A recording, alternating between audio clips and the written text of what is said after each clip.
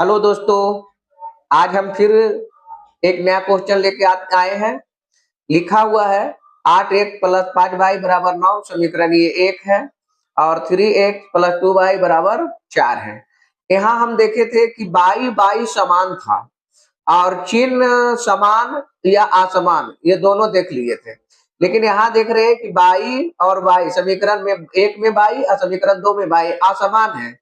तो समान करने के लिए हम लोग क्या करते हैं, क्या करना है कि समीकरण एक में ये 2 से गुना करना है। देखो 2 से गुना किए और यहाँ 2 में समीकरण 2 में ये 5 से गुना करना है, यानी नीचे वाला को ऊपर से गुना करना है, ऊपर वाला को नीचे से गुना करना है। तो ये इस तरह से अगर करते हैं तो समीकरण संतुलन हो जाता है। अब यहाँ पर 2 से गुना कर रहे हैं, समीकरण एक में 2 से गुना किए समीकरण एक में तो 8x तो 8 दूनी 16 और फिर 2 से गुना कर रहे हैं बाई में 5 बाई में तो 5 दूनी 10 बाई और 2 से गुना किए 9 दूनी 18। अब यहाँ हो गया, अब नीचे समीकरण 2 में है 5 से समीकरण गुना कर रहे हैं तो 5 15 5 दूनी 10 और 5 20। अब यहाँ पर हम चिन्ह बराबर है, प्लस और प्लस, ऊपर प्लस और नीचे प्लस, इसलिए चिन्ह बराबर है।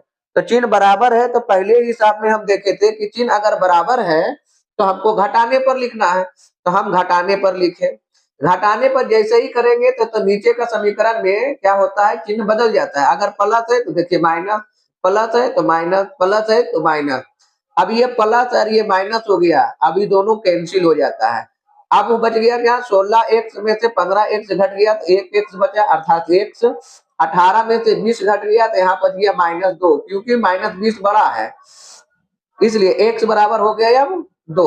तो x का मान समीकरण एक में रखने पर अब समीकरण एक में अभी आप देख रहे हैं ऊपर में है समीकरण एक 8x 5y और बराबर 9, तो 8x प्लस 5y बराबर 9।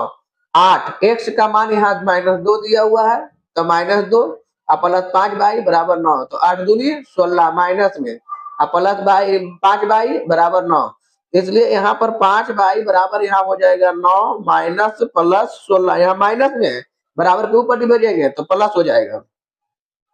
5y बराबर होगा 16 9 25, 16 9 25। अब यहाँ पर हो जाएगा, इसलिए y बराबर क्या 25 बटा 5, 25 y के मान 5। अभी हम देखा कि x के मान हमारा क्या आ गया, x का मान आ गया यहाँ पर -2 और y का मान आ गया 5। यही हमारा आंसर है। उम्मीद है आप समझ गए होंगे।